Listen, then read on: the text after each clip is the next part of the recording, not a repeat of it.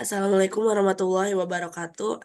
Perkenalkan, saya Anissa Trihapsari dengan NPM 2215061025. Pada video kali ini saya akan menjelaskan rangkaian yang terdapat di modul Praktikum Embedded System di judul kedua, yaitu antarmuka input-output analog dan digital.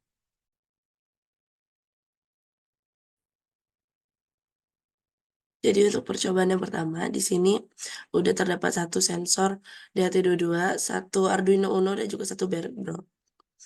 Nah, di baris pertama, di sini kita menggunakan include DHT, di sini untuk pemanggilan library DHT.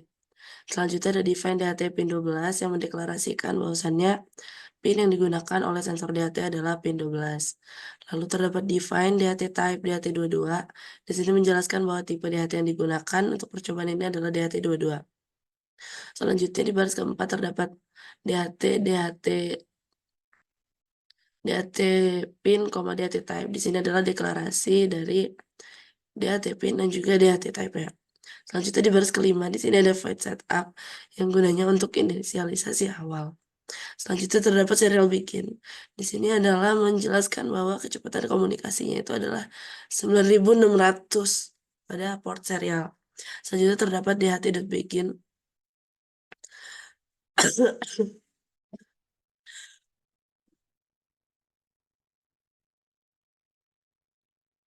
Baris ketujuh ini berguna untuk inisialisasi komunikasi dengan sensor DHT-nya. Selanjutnya di baris 10 di sini ada void loop untuk perulangan, dan di baris 11 ini ada delay 1000 atau sama dengan 1 detik. Dan di baris 12 ini terdapat float humidity sama dengan DHT.read humidity di sini untuk membaca suhu dari sensor DHT. Selanjutnya di baris 13 ini ada float temperatur sama dengan DHT.read temperatur di sini untuk membaca, oh maaf, tadi yang humidity ini kelembapan, yang temperatur ini suhu. Nah, selanjutnya di 14 ini ada percabangan if. Jadi jika kelembapan, humidity, dan juga temperatur ini island atau island number, maka nanti output akan menampilkan sensor rusak. Nah, lalu di baris ke-18 ada serial print kelembapan di sini untuk menampilkan kelembapannya. Kemudian di baris 19 ini untuk menampilkan dari hasil sensor DHT ini mengenai kelembapannya. Selanjutnya di baris ke-20 ini ada serial print persentase, lalu suhunya. Dan di baris ke-21 ini ada tampilan dari suhunya yang dihasilkan oleh sensor DHT22. Lalu di baris 12 terdapat satuan untuk menampilkan suhu, yaitu derajat Celcius. Selanjutnya langsung aja kita coba rangkaiannya. Dan di sini udah menampilkan kelembapan dan juga suhu dari sensor DHT ini. Dan ini bisa diubah-ubah ya. Dan ini kita ubah jadi 40. Dan ini kita ubah. Nih, hasilnya akan seperti ini. Sesuai dengan suhu dan juga kelembapan yang kita atur di sensor DHT dua-duanya. Baiklah, kita ke percobaan selanjutnya, yaitu untuk sensor LDR. Jadi di sini terdapat sensor LDR yang sudah terhubung ke Arduino Uno dan juga breadboard, di mana terdapat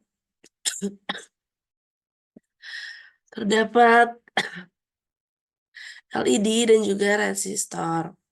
2 LED dan 2 resistor. Nah, di baris pertama di sini terdapat cons in LDR pin 9A5. Ini menandakan bahwasannya pin dari sensor LDR ini terhubung ke A5 ke sini.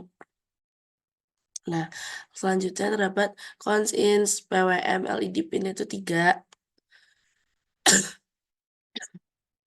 Ini menandakan bahwasannya LED-nya itu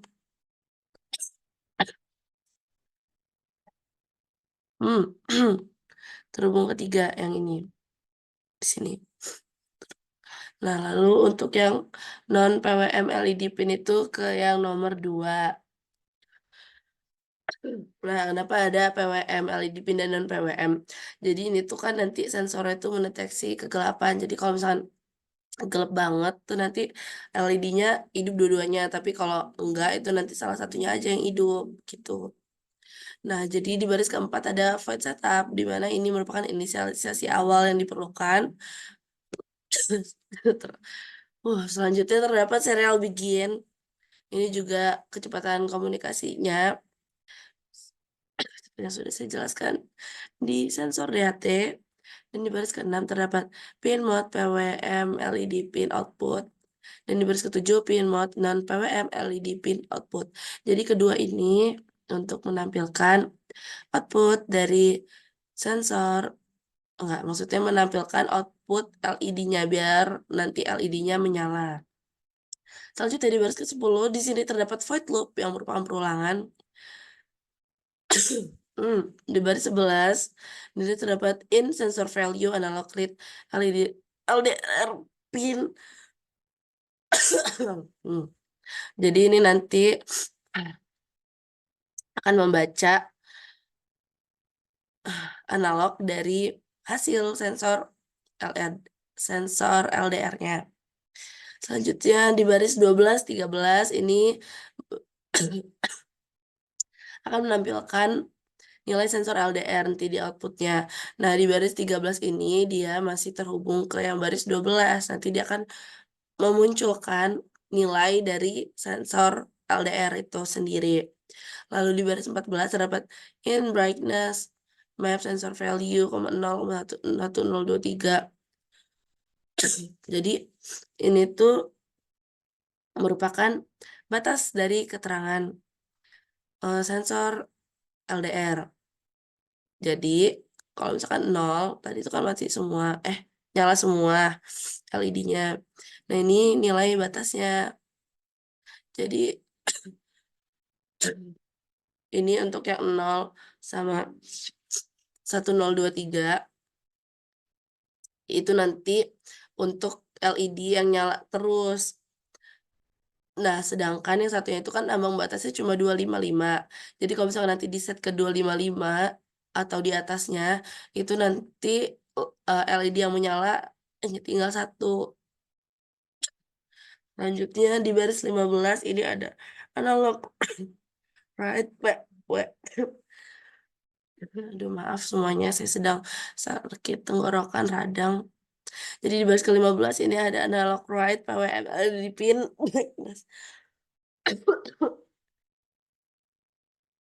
Begitu juga di baris 16 ada analog right non PWM LED pin brightness. Jadi ini gunanya untuk menulis nilai analog dari bahan LED-nya.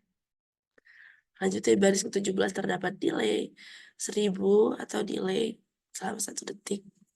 Langsung aja kita ke simulasi rangkaiannya.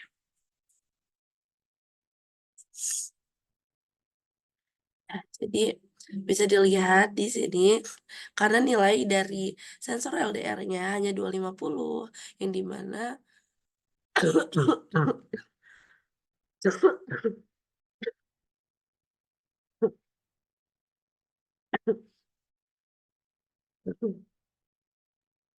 jadi LED-nya nyalanya 1.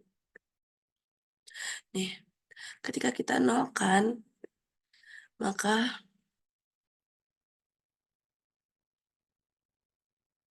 LED-nya nyala semua. Gitu. Tapi kalau tadi lebih dari itu, dari 255, maka ya ada 1 LED yang hidup.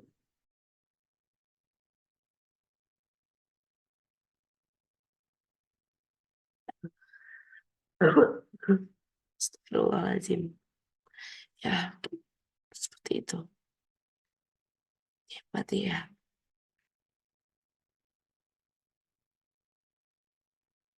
Selanjutnya kita ke Coba yang ketiga, yaitu sensor ultrasonik. Jadi di sini udah ada satu sensor ultrasonik, kemudian Arduino Uno dan juga breadboard.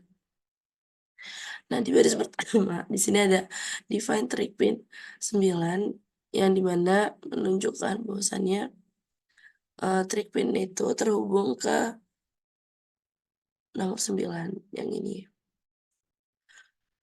Selanjutnya ada echo pin di nomor 10-nya. Nah, kenapa ada trick pin dan echo pin? Trick pin ini gunanya untuk mengirimkan sinyal ultrasonik gelombang. Nah, kalau echo pin itu untuk mengirimkan kembali, karena kan cara kerja sensor ultrasonik ini adalah menerima mengirimkan dan memantulkan gelombang ultrasonik. Selanjutnya di baris ketiga, di sini ada pencet apa yang digunakan untuk inisialisasi awal. Selanjutnya di baris keempat ini ada serial begin untuk kecepatan komunikasi dengan portnya itu 9600. Selanjutnya di baris kelima ini ada pin mode, trik pin output. Kan dia kan mengirimkan sinyal jadi output. Nah, selanjutnya untuk baris ke-6 ini ada pin mode, echo pin input karena dia mengirimkan sinyal kembali gitu. Nah, di baris ke-9 di sini ada void loop yang berupa perulangan. Di 10 di baris 10 ada deklarasi long duration distance, jadi durasi dan juga jaraknya. Di baris 11 ini ada digital write, trick pin low. Di sini digunakan untuk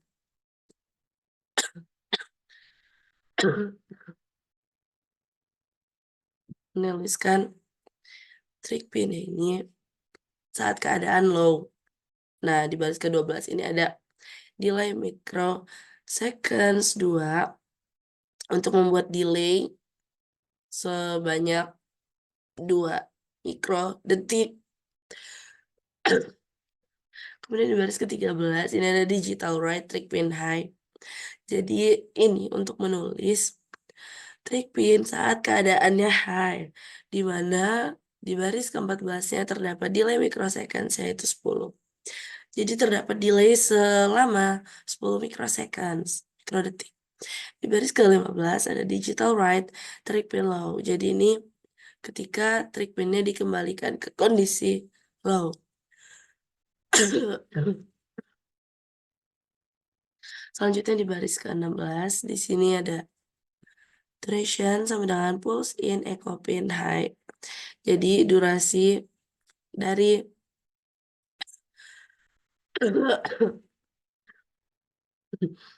pengiriman sinyal kembali dalam keadaan high. Selanjutnya di baris ke-17 terdapat distance atau jarak. Jadi kan distance ini nantinya terdapat rumus durasi dikali 0,034 dibagi 2.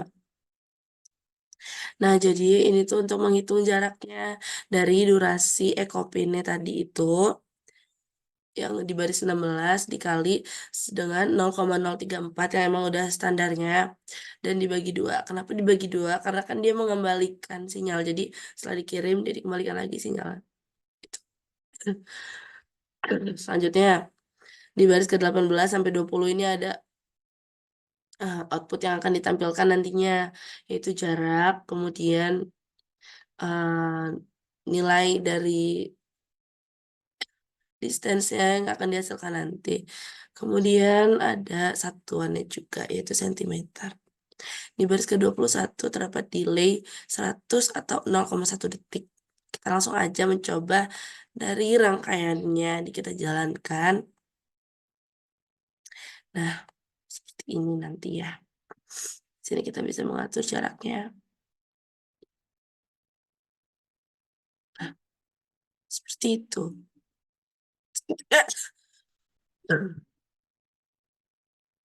Hmm. Jadi kan di sini 236. Di sini 234. Karena itu hasil perhitungan dari rumus yang di baris ke-17 tadi. Seperti itu.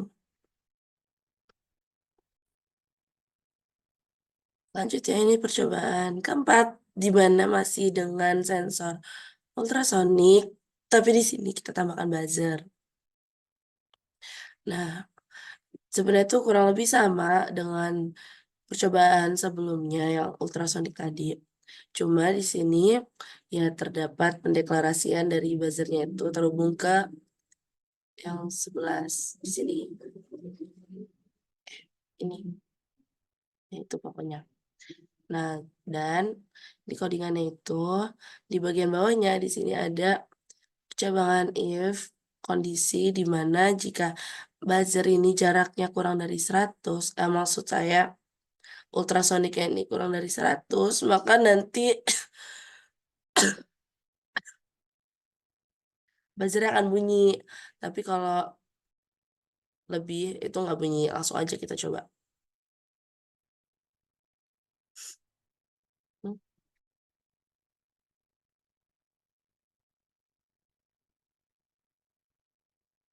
Nah, di sini kan jaraknya kita pakai cuma 30. Jadi bunyi dia buzzernya. Nah, tapi kalau kita ubah, tuh maaf, ini laptopnya nge-lag.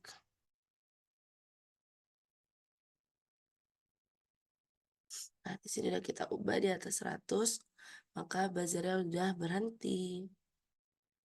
Maaf ya, laptopnya sudah lelah.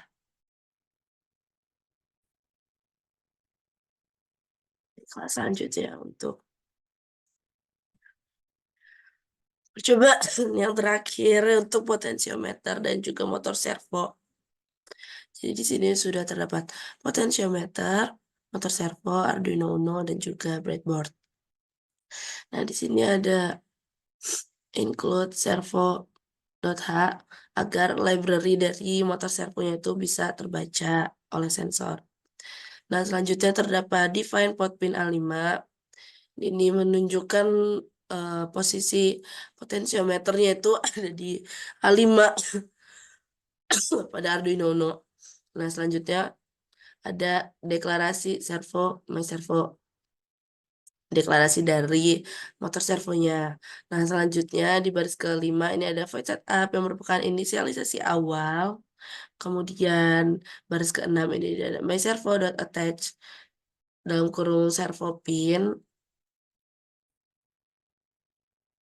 menghubungkan servo dengan servo pin dari motor servo.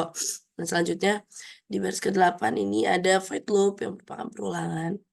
Di baris 9 ini ada input value sebelah analog read port pin. Nah, di sini untuk membaca value dari potensiometernya. Di baris 10 ini ada in servo angle sama dengan map port value 0,1 023,01 ini untuk konversi hmm, dari value potensiometernya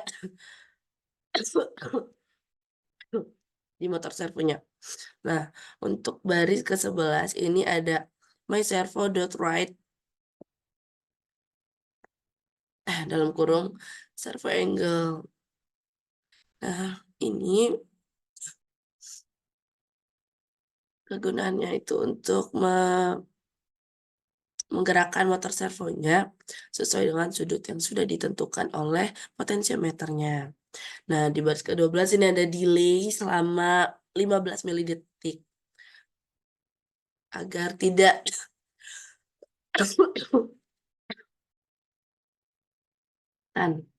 Nah, langsung aja kita coba simulasinya. Nah, di sini tuh. Tada. Nah, untuk motor servo ini dia hanya bisa berputar sebanyak 180 derajat. Maka dari itu tadi ini ada konversi 180. Seperti itu. Jadi, gimana ya? Motor servo ini hanya bisa berputar 180 derajat, tapi nilai dari Potensiometer ini maksimumnya 1023. Jadi tadi di sini terdapat konversi, gitu. Nah, baiklah, cukup sekian penjelasan mengenai percobaan yang ada di modul Embedded System judul 2. Jika terdapat kesalahan, saya memohon maaf, dan dikarenakan kesumbangan suara saya dan banyaknya terjeda video ini karena saya batuk-batuk, saya memohon maaf juga. Saya akhiri, wassalamualaikum warahmatullahi wabarakatuh.